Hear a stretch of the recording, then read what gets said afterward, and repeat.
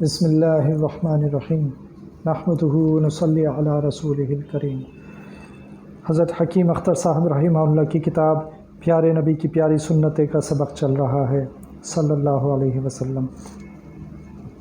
یاد رہے کہ اس کتاب کا مقصد اللہ سبحانہ و تعالی کی محبت کا حصول ہے، اور خود اللہ سبحانہ و تعالی نے قرآن شریف میں سورہ آل عمران کی آیت نمبر 31 میں رسول اللہ صلی اللہ علیہ وسلم کو خطاب کر کے فرمایا کہ آپ ان سے کہہ دیجئے، یعنی اپنے صحابہ سے کہہ دیجئے کہ اگر تم اللہ سے محبت کرتے ہو تو میری پیروی کرو تو اللہ تعالیٰ تم سے محبت کریں گے، یعنی اللہ کی محبت رسول اللہ صلی اللہ علیہ وسلم کی پیروی کے ذریعے حاصل ہو سکتی ہے۔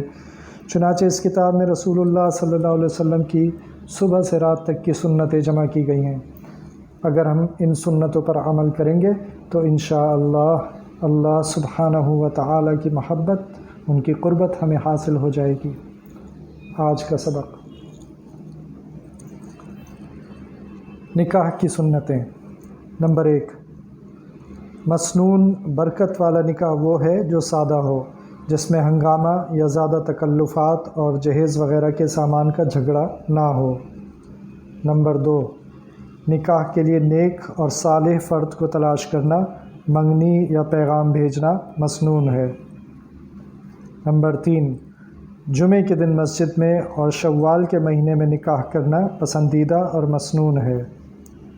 نمبر 4، نکاح کا مشہور کرنا سنت ہے۔ نمبر 5، حسب استطاعت مہر مقرر کرنا سنت ہے۔ نمبر 6، شادی کی پہلی رات جب بیوی سے تنہائی ہو تو بیوی کی پیشانی پکڑ کر یہ دعا پڑھے: اللہم انی اسألک خیرہا وخیر ما جبلتہا علیہ واعوذ بک من شرہا وشر ما جبلتہا علیہ۔ ترجمہ: اے اللہ، میں تجھ سے اس کی بھلائی اور اس کے عادات و اخلاق کی بھلائی کا سوال کرتا ہوں، اور اس کے اخلاق و عادات کے شر سے تیری پناہ مانگتا ہوں۔ نمبر 7، جب بیوی سے صحبت کا ارادہ کرے تو یہ دعا پڑھ لے، پھر اگر اولاد ہوگی تو اس پر شیطان مسلط نہیں ہو سکتا اور اس کو نقصان نہیں پہنچا سکتا۔ بسم اللہ اللہم جنبنا الشیطان وجنبنا الشیطان ما رزقتنا۔